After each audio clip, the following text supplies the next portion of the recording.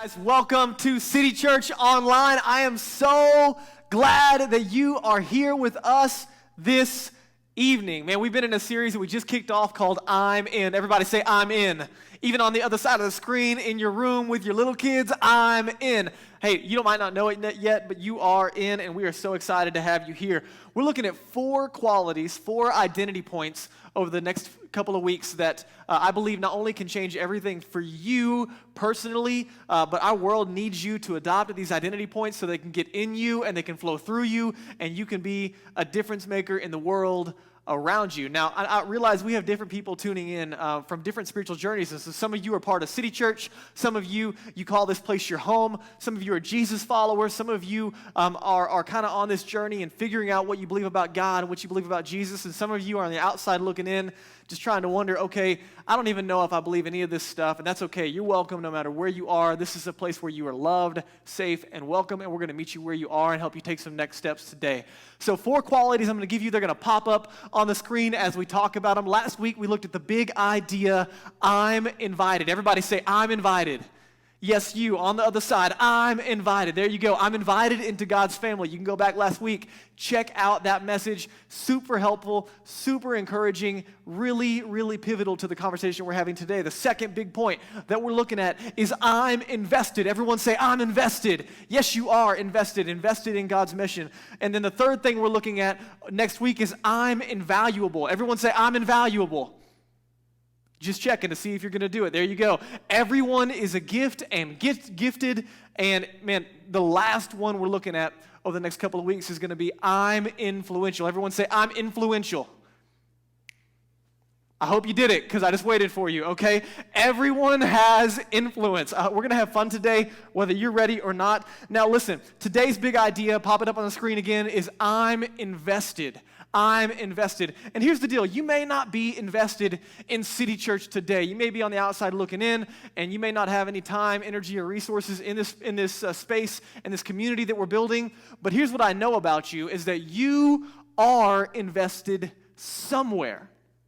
And where you're invested, your heart is there as well. For example, maybe you invested in toilet paper stock over the last couple of months, and today you are loving that investment. Maybe you invested in a gym membership or some CrossFit, and you're irritated right now because of social distancing. You're not allowed to leverage your investment and go work out, and you're still paying those dues. Maybe you invested in a ski pass this year. Man, it's hilarious to watch no matter how crazy the weather gets. If I put money into a ski pass, I am going to ski. Where you put your money, you follow with your heart. Maybe on the other end of this conversation, maybe you have a really crappy car. And I'm not hating on crappy cars. I'm just saying maybe you have one. And so a buddy gets in the car with you and they say, hey, can I eat in your car? And you say, sure. You can do whatever you want in my car. You can throw up in my car if you want because I don't have a lot of investment here. You don't care.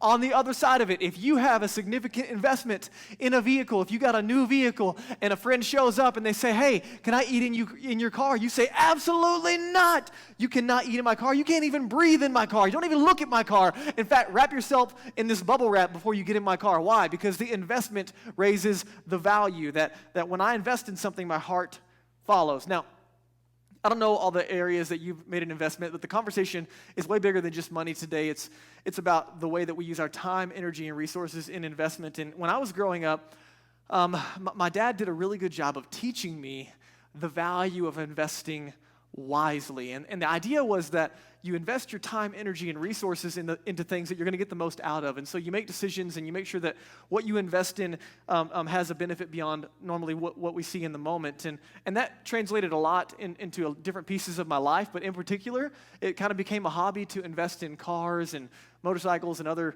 vehicles and make an investment that multiplies. And so for me, recently, I bought a Harley Iron 883. Now, you might not know what that is, but to me, it was like my dream bike, my dream motorcycle, and I was so excited about it, and I ran across it online, and again, my dad always taught me, like, hey, think about an investment as something that can multiply for you and come out better on the backside, and it can be mutually beneficial for other people, but just think of, like, what's going to have a return on it. And so I went to Danielle, and I was like, hey, babe, went to my wife, and I said, hey, this bike is about $2,000 cheaper than like all the other ones on the market right now, and it needs a little bit of work, but I think I can invest some time, energy, and resources into it, and I think I can come out on the front end. And so I got it, and it needs some work, okay? It had a broken blinker and a few things here and there, had a big dent in the tank, and so I started working on it and started putting a little bit of time and energy into it, and it's slowly becoming what I think is a huge increase in value. And not that I want to get rid of it for the record because it's awesome, but the other day I was at the dentist, and seeing my buddy John, and he's working on my mouth, and we're having a great time like you do at the dentist. And as we're hanging out, he asked me, "Hey, how things are going? And how's the church?" I said, "Man, the church is awesome. God's doing some really cool stuff. Hey, how's life? Man, it's fun. Kids are great. Wife is great. What else is new? Hey, you know what? I just recently bought a new motorcycle." He said, "Oh, that's cool. What kind?" And so I pull up a picture. I pull out my phone. I show him a picture, and it looks just like this. And as you look on the screen, this is my Harley that I've been working on for a minute, and it's pretty, right? It's come a long way from where it started. Now, what's hilarious is in that moment, John looks at the picture and he says, "Holy cow, man, that thing is bad apples." Now, listen, this is the PG version, so that's not actually what he said, but for the sake of us being online, I got to use a substitute, okay? So he said, "Man, that thing is bad apples." And you know what I thought in the moment? I'm like, man, it is kind of bad apples.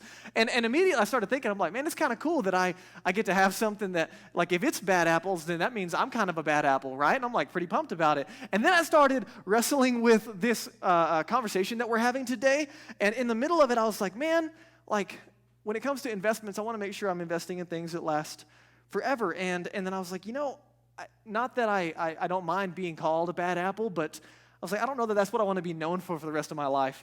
I'd rather be known for being like, a generous apple, or a sacrificial apple, or a loving apple, or empathetic apple. And so I started thinking about investments and thinking about what really lasts. And we all know that it's not stuff. It's people that make the biggest investment and impact. And so the problem that I know about me and the problem that I know about you is that many of us end up investing in things that don't last for labels that don't matter.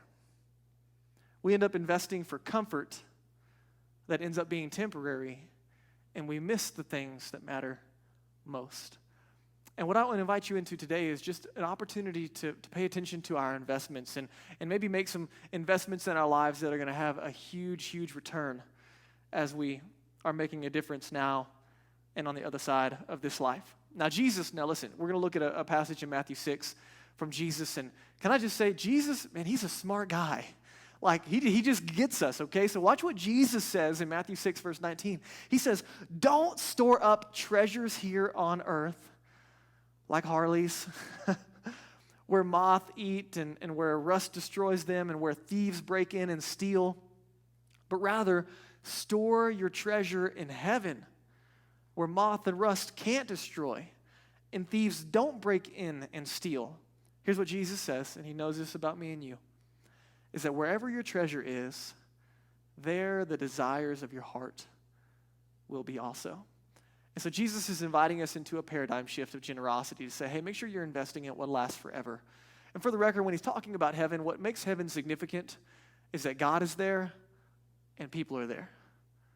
So those are the only two investments that actually matter, is our love for God and our love for people. And as he invites us into this, I believe we're going to see a big principle today that I want to invite you into on the front end. And it's this, that I believe God created us to pour, not store. God created us to pour things out, pour this life out, rather than store it up.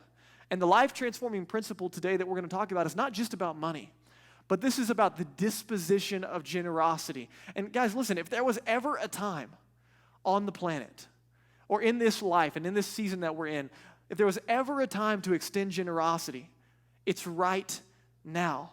In the middle of everything going on with COVID-19, right now is an opportunity where generosity is going to make the loudest difference in and through the church. And Jesus said in Matthew 5, 6, and 7, he said, it's by your good works that people are going to know that you're my followers. You're a city on a hill, a light that can't be hidden. And he invited me, where we got our name as City Church is it's by your good works. How much more now? What is Jesus saying? It's by what we pour rather than what we store that people are going to notice how good your God is. And so we have an unprecedented opportunity right now to meet needs in our community and around the world. Now, here's what I believe about you, whether you find yourself today as a follower of Jesus or not. I believe most of you love to give. Most of you love to get into the position where you want to take what you have and use it to bless someone else. Why? Because it feels good. There's something about it that we benefit from internally in our souls. And there's tons of people, here's what I've loved over the last couple of weeks. Tons of people are reaching out on social media and inside our community through our Slack lines and all over the place saying, hey, how can we help? How can we help? How can we help? And there's just this surge of opportunity in our community to meet needs. And I love watching it. I love being a part of it. And it gets me excited that, man, America's showing up for the nation right now, and I'm pumped about it. Specifically, Boulder is too. And so, I don't know about you, but for me, I have very few emotional, consuming stories. And what I mean by that is that I didn't cry tears of joy all the way home riding this Harley. Okay, I'm excited about it. It's a nice bike, and it's a great toy, but it's just a bike. I didn't cry tears of joy every time I turn it on and I rattle my neighbor's windows, and it's awesome. I don't just feel so close to God in that moment. I mean, I'm excited about it, but it's not an emotional moment necessarily. Now, here's what I do know is that those of you that are generous, you probably have plenty of emotional giving stories. You have stories attached to giving here in and through City Church, and you have stories even just attached to your life in general. You prepared or bought a meal for somebody. You were at the grocery store and you bought the person's groceries in front of you, or you used your skills and your resources and your talents, and you met a need in a circle of influence that you have. I got a text earlier this week from one of my friends named Nicholas, and he said, hey, listen, I'm an experienced mechanic, and I would love to use my skills just to help people, and so I'm not going to charge them. I'll do it for free, but if you know of anybody that needs help, like with their cars or anything, man, I want to help. And I'm like, man, that's so amazing that Nick wants to do that. And so the reason that you and I find joy in giving, I believe, is because God is a giver. It's built into the DNA of who we are because we're made in the image of God. Whether you're a follower of Jesus or not, there's something in us that longs to pour over store. You with me? Okay, and so today's conversation is going to be really helpful, but I want to address it on the front end. I think some people, they kind of get bent about giving messages, and listen, this is so timely. It's amazing what God is using here, and so I'm excited about it. But let me address a few things. I think some people get bent about like giving messages because the church abuses money, or they've seen the church abuse money, or they saw a news article, or they experienced it themselves. And listen, I'm totally for acknowledging that. I've seen it happen a ton of times, and it's really unfortunate, and it's really terrible when it does happen. But can I just tell you, listen, one of our values is consistent transparency. And so, man, what you see is what you get. And from the top down, we're doing our very best to manage everything that we have for the glory of God and the good of other people, inside and outside of this church, primarily in our city and around the world. And so we're not perfect by any means, but we are committed to honoring God and benefiting those around us by the way that we handle things here at City Church. Now, the other side of it is I think sometimes we just feel bad when a message like this comes up. Like, we get in a place where we're like, man, I feel like I can't give right now because I don't have enough right now. And so we like this maybe later mentality, but we just kind of feel stuck. And what I would like to address today is I believe this is what I would call a scarcity mindset. And it's like this. I've got one pie, and if I give a slice away to you, then I have one less slice for me. And I never get around to the idea that maybe I could make more pie. And so then I'm stuck with one pie, and the more I give away, the less that I have. And so then we kind of get stuck in this mentality of like, when then? Like, when I have this, then I can do that. When I get to this place, then I can be generous. And we kind of get in this cycle of when I'm here, then I will. And the problem is because of fear, we never get there, and we never have enough, and we're never generous. And I think a lot of people get stuck in the scarcity mindset. Now, to be fair, this is a really hard time for a lot of people financially in our city and around the world, especially in the service industry. Like, no joke right now. There's a lot of probably everybody on the other side of the screen, you either know somebody, you are somebody, or a family member, something like that, who is being currently affected by the current status of our economy with the COVID-19 situation and all the shutdowns. And so some of you either are experiencing this personally or you know someone who would hear the pie conversation, and rather than, like, I don't have enough to give away, they would just simply say, I have no pie. Like, I don't even have pie for me. Like, if you got some pie, I could use some pie. I don't even have a pie. And I want you to know, man, we are totally sensitive to that. We are doing our best to meet needs. You're going to hear more about that in a minute. But let me just clarify the message today so you don't miss it. Now, listen, this is so important. I prayed about it. It was like, oh, man, how awkward is it to give a giving message in the middle of all this? And I'm telling you, God is in this, and it's for us today. So I need you to tune in. But here's the big statement I don't want you to miss. This is not the church is in need message. This is the church is in the business of meeting needs message. Are you with me? Like, oh my goodness, if people could clap and scream right now, this would be the moment to do it.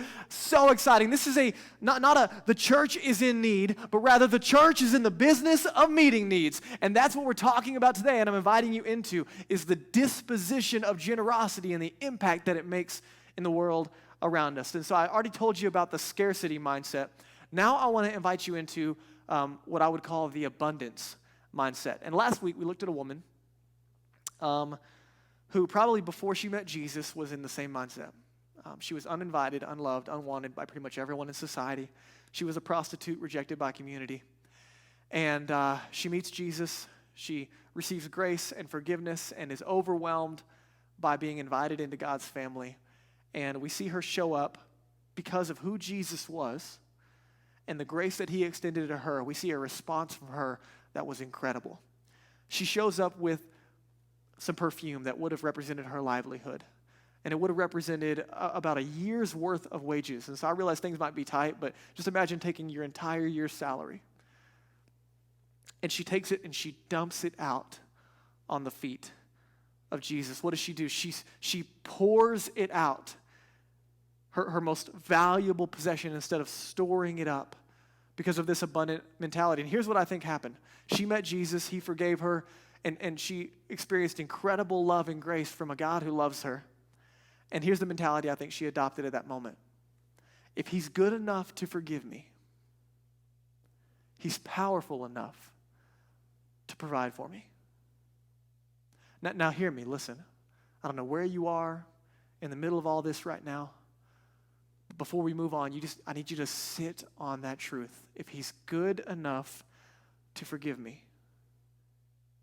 then he's powerful enough to provide for me. And with an abundant mindset, she returns a radical act of generosity because of the incredible grace and love and generosity of the God she had just met in the person of Jesus. Now, at the same time, there's another guy in the room, and his name is Judas. Now, you might not remember this guy, but just so you don't forget, Judas is the guy that ends up betraying Jesus. And Judas is what we would say he has a scarcity mindset. And so in the moment when he betrays Jesus, the motive is for 30 pieces of silver. He does it for money. Judas was always in the place as a thief. He was stealing behind Jesus' back, and he was always saying, I need more, I need more, I need more. And in this moment, as he's in the room and he watches this woman pour out this expensive perfume, he gets angry on the inside, and he stands up and he yells, stop. What are you doing? You could have sold that and given some of that to the poor. And Jesus knows his motive in his heart in this moment, but here's what Judas is essentially saying, is we don't have enough to worship Jesus like that. We don't have enough to extend that kind of generosity. Everyone say, I'm invested. I'm invested. Yes, you are. Here at City Church, we have a value in it, and we say that we are radically generous. And what that means is that generosity here at City Church, it's our privilege. God has given richly to us, and it's our honor to give back to him. And so, man, if you look at this thing and you say, man, I'm invested, what that means is I don't just look on and watch what God is doing, but I bring what God has given to me to the church and through the church because I know that it's making a difference in my city, in the West, in the world, that my investment is making a difference and it's changing lives and it's making a difference in the world around us. And so as we have the conversation today, I want to share a story with you from Jesus on principles of generosity. And it's going to be in Mark chapter 6, and you can watch it on the screen as we read here. It says that the apostles returned to Jesus from their ministry tour and told him all that they had done and taught. And then Jesus said to them, hey, let's go off by ourselves to a quiet place and rest a while. He was socially distancing for a minute, okay? And he said this because there were so many people coming and going that Jesus and his apostles didn't even have time to eat. Now listen, I know you've been there where you got so busy that you couldn't eat, and pretty soon you get hangry, and it's not the best time to be loving and serving others because you're not your best self. And so Jesus is trying to pull away to let everybody get a little bit of rest and a snack. And in verse 32 it says, so they left by boat from that area for a quiet place where they could be alone.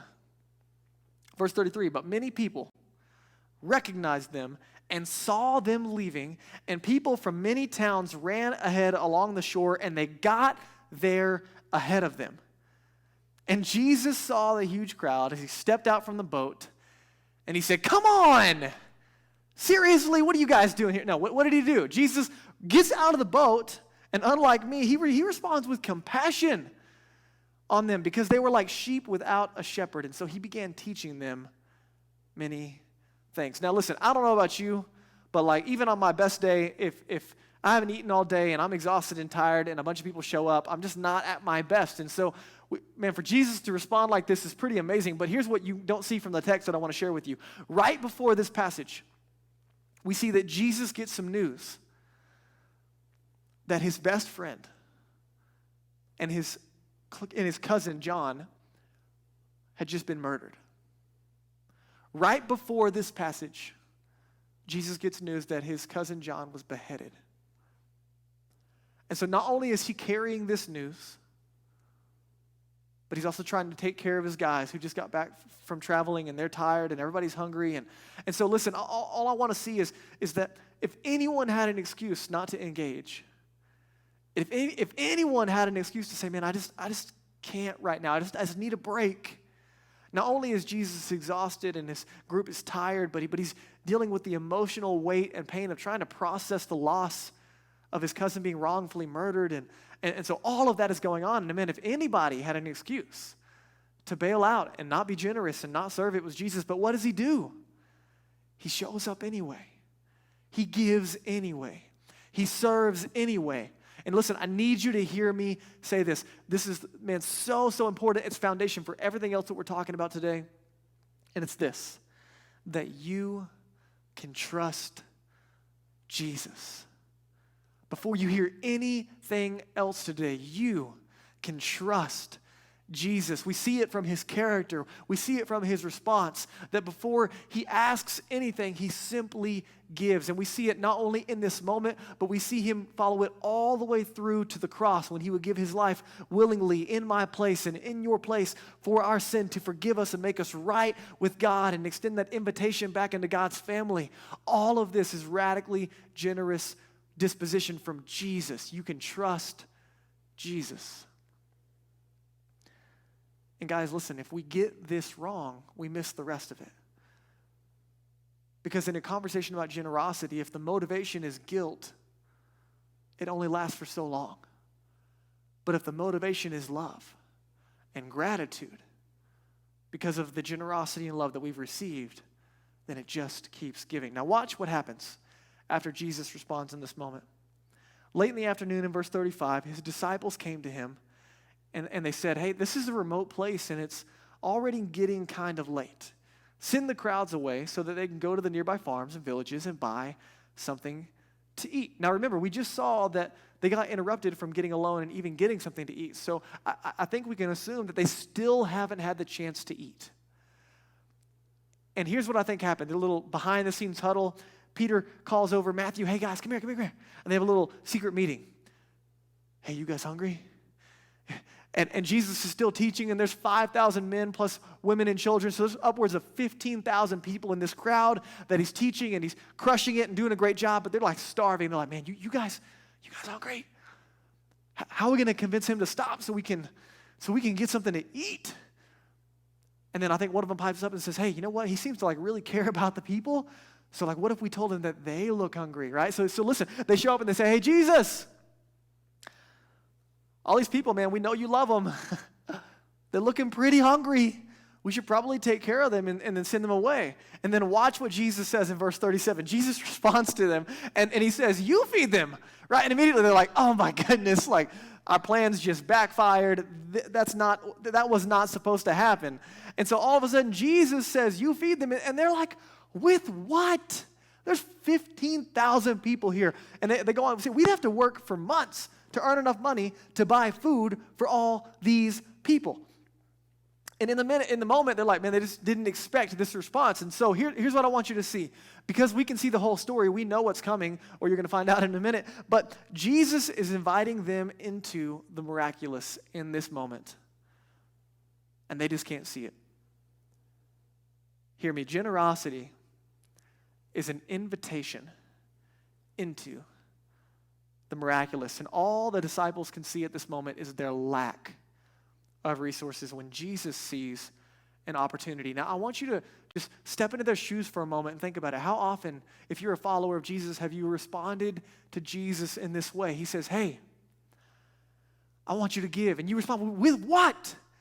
Jesus, like, man, we are barely making it, and we're barely paying the bills, and the pressure's on. Like, with what am I supposed to meet that need? Or give to the church, or you do X, Y, and Z. With what? Or Jesus comes to you and says, hey, I want you to serve. And you might go back with what, Jesus? I'm working 60 hours a week, and my family barely sees me, and I have no time and energy. How am I supposed to help them if I can barely keep my own head above water? Or Jesus comes to you and says, hey, listen, I want you to give them a word of encouragement. And you say, with what, Jesus? With what? Man, I am so emotionally, physically, mentally drained. I have nothing to give. No one's pouring into me. I can't possibly give what I don't have. And I think we come to Jesus in those moments, and he invites us into something, and we respond with what? Watch what Jesus says next. He says, how much bread do you have? He says, go and find out. Now, what I want you to notice about Jesus is he doesn't ask them for what they don't have. He asks them for what they do have. And they come back and they say, man, we got 5 loaves and 2 fish. Definitely not enough to take care of 15,000 people. But he invites them to bring it to him anyway. And I want you to know the invitation for you and I is that Jesus is going to meet us where we are. Whatever you have. You might be sitting here and saying, man, Jesus, I don't have any talents to give. I don't have any way to serve. I'm not significant. I don't have financial resources. I don't have X, Y, and Z. I can't this. I can't that. And Jesus says, what do you have? You bring that to me. You bring that to me. And watch what happens. In verse 41, Jesus took the 5 loaves and the 2 fish. He looked up to heaven and he blessed them. Now listen, I want you to see the principle. Jesus does this on purpose in front of his disciples. He takes what he has and he looks up to heaven. And what he's doing is acknowledging, God, everything that we have is from you. And so we're simply going to use what you've already given us to give to others. And so he's communicating ownership, the foundation for the generosity conversation. And then he breaks the loaves into pieces, and he keeps giving the bread to the disciples so they can distribute it to the people. And they divided the fish also, and they all ate as much as they wanted. Now listen, there's a gap there of the first guy with the first basket as he goes over to the crowd of 50 or 100 sitting down. And Thomas goes over here, and he has this basket, and he goes to the first guy, and he says, take a really small piece, okay? Because he has no idea what's about to happen. And as they begin to distribute all of these things, a miracle happens, and it says that they all ate until they were full. And afterward, the disciples picked up 12 baskets of leftovers, just kind of like a little bit of a Jesus flex there, like a to-go bag for every one of the 12 disciples that were there, okay? Just as a reminder of what Jesus did. And they fed the entire crowd of 15,000 people with 5 loaves and 2 fish. Now this is crazy because Jesus shows up and he does more than enough. Now I want you to watch the progression with me, okay, that we just looked at. They bring what they have to Jesus. Jesus blesses it. The disciples give it, and God multiplies it in the process. Here's the principle that I want to invite you and I into today. That what you keep is all you have, but what you give, God multiplies. What you and I keep is all we have, but what we give, God multiplies. And I believe Jesus invites us to intersect his super with our natural on a daily basis. Everyone say, I'm invested. You see, generosity is not an act. It's an attitude. I believe generous people are looking for needs. In fact, I'm watching people right now getting crazy creative in finding ways to be generous and meet needs in our city. I believe people who are generous realize how much of a joy it is to give rather than to receive. And friends, over and over again, we've said it, generosity is not what we do. If you're a follower of Jesus, generosity is who we are. It's a lifestyle. It's a mindset. And I need you to hear me on this. Listen, it's not just about our wallets, but it's also not just about our hands and our watches or our time.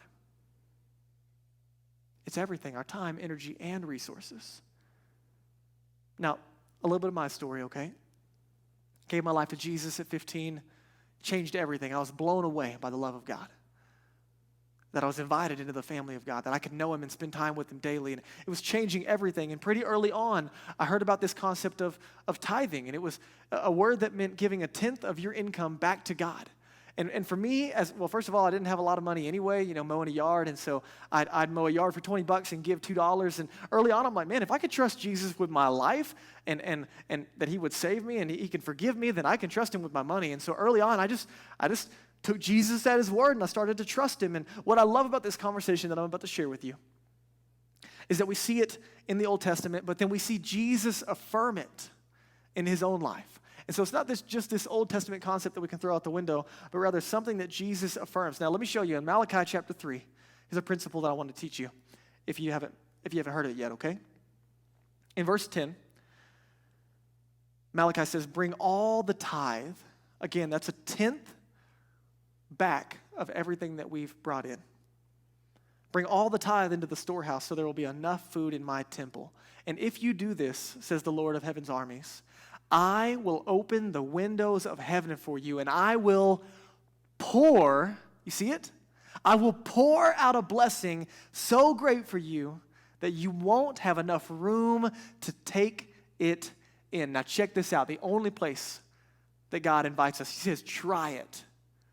Put me to the test. It's the only place that God invites us to test him. So watch. Jesus invites the disciples to pour out what they have rather than to store the little they did have, and he multiplies and blesses it. In this moment, God is inviting us to pour out what we have because he's going to pour it out even greater. Now, in this passage, we see it translated, Jesus affirms it, and the temple or the storehouse he's talking about here is the local church. And you need to understand the local church is the vehicle that God has chosen to continue to take the mission that he has called us to into the world around us. And so the local church meets the spiritual and physical needs of the world around us.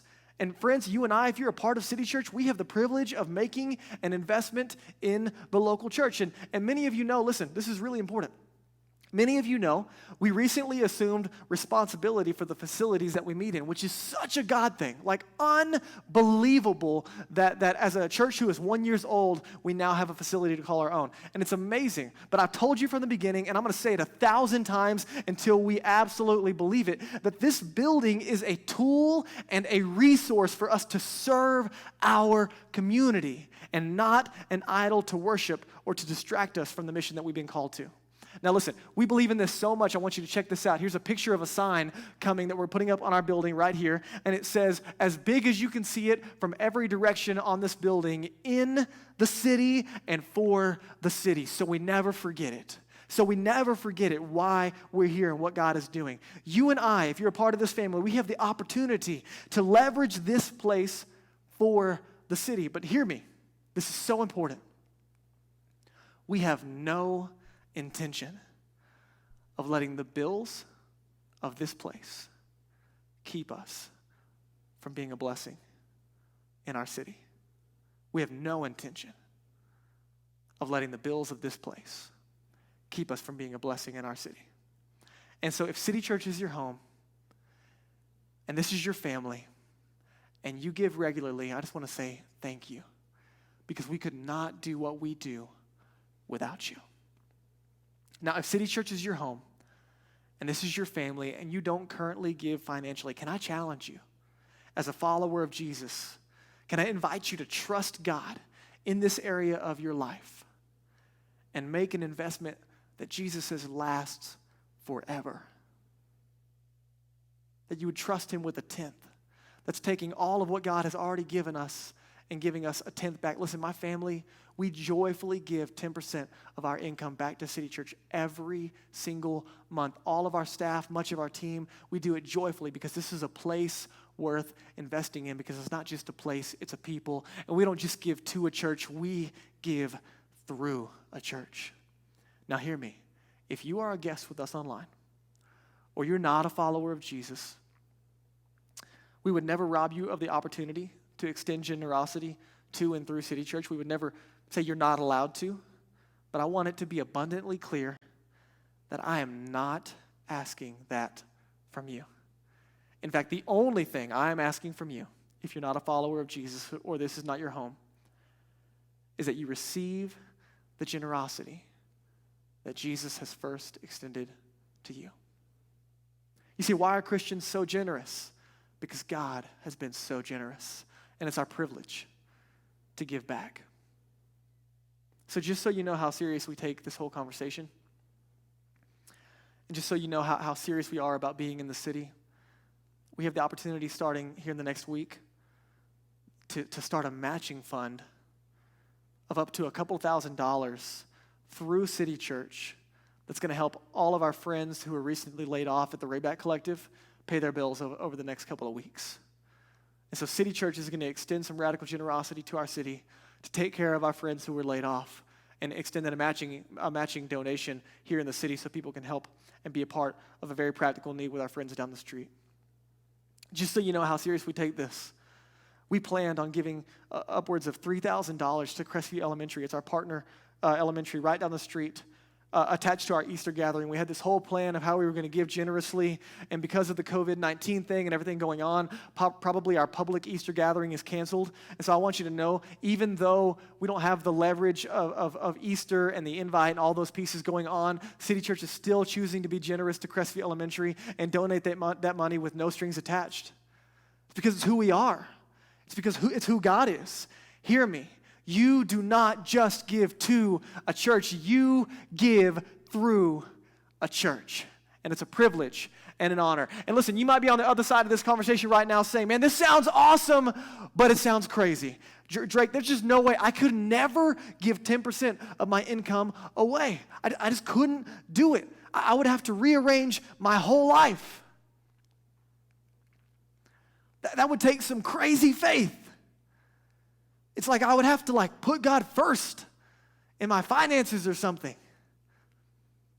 That's exactly what I'm inviting you into. Because God invites you into it. If you don't believe me, he says, just test me. Because I'll pour it out If you won't store and you're poor, God promises that when we pour, he's going to pour more. So I don't know where you're wrestling with this conversation, but I want you to remember that if we get this generosity thing backwards and we let guilt be the motive, we're going to miss it. But rather, the motivation is out of gratitude and love. And so I want to end with our story. And as I end, I'm going to invite Daniel to come up, and he's going to play for us as we close out our time. And I want to read you some stories that I got from our team this week. And I love it. Listen, I love it when I'm having conversations with people and they use language of our church. They say, our church does this and we get to do that. And there's ownership in the language. I can always tell how invested someone is when they say our church or they say your church. And so I asked a few team members that are heavily invested in time, energy, and resources in what God is doing in and through City Church. And I said, hey, can you just tell me why you give? Let me share that with you, okay? I asked the Millers, hey, tell me about why you give. And they said, part of our giving is an exercise of obedience to God, recognizing that our money and our resources are first his and not ours. And also that we want to put our resources where they're going to make the most impact. And we see City Church really touching our city. Come on. From Charlie and Emily, I asked them the same question, and they said, Drake, we give to City Church because God calls us to be generous with specific direction to give 10% to the kingdom. And since all blessings in life come from God, including financial blessings, we feel it's important to recognize that and to give so that more people can experience the truth and God's full goodness. City Church is on mission for Jesus and is invested in the people of Boulder. We know that every dollar will be used to reach the unreached, and in turn, they will begin a relationship with Jesus. Come on. And there's nothing more incredible than that. And lastly, I asked Albert and Jody Vergara, and they said, or Albert said that I started tithing with any gift of money I received when I became a Christian. And when I started mowing my neighbor's lawns at age 12, I started there and I continued, and I have never stopped. Now hear this. And God has never stopped blessing me or my family, and continues to give me more to manage for him. Not bad for a formal illegal alien, is what Albert says. Guys, listen, generosity is our privilege. And if you're a follower of Jesus, I just want you to hear from the Holy Spirit. Hear what he's inviting you into. Maybe take the next step of faith that, hey, if Jesus is going to be first in my life in every area, that means he has to be first in my finances, and I'm going to trust him there so I can be a part of his work around the world. Maybe you've been giving, and at this point you're just asking God, continue to show me where to invest and where to make a difference with my time, energy, and resources. And maybe you're not a follower of Jesus. And through all of this conversation, you hear for the first time that God is crazy about you, that God loves you. And we know God loves you because he gave. He gave his only son in your place for your sin on that cross. He died the death that you and I deserve. He was buried and he rose again, proving he was who he said he was and that he could do what he said he would do. That we're invited into God's family. We're invited first to receive the radical generosity of a loving God. And then that generosity can flow through us into the world around us. And so maybe you'd say yes to Jesus for the first time. Jesus, I believe in you. I believe you died for me. I believe you rose again. And I want you to save me and set me free so I can be a part of God's family. I want you to work in and through me so I can let generosity flow in and through me. No matter where you are today, friends, we're here for you. There's action buttons all around this webpage so that you can take next steps with us. So take some time and respond like God is inviting you to. And we look forward to following up with you. Let me pray for you. God, thanks so much for your generosity, for your love, for your sacrifice. And thank you for the privilege that we have to not only give back what you've trusted to us, but that it would be used to make a difference in the world around us. Thank you for the invitation that we don't just give to a church, but that we give through a church, and that we were not created just to store, but to pour. It's in Jesus' name. Amen. Thanks, friends. See you soon.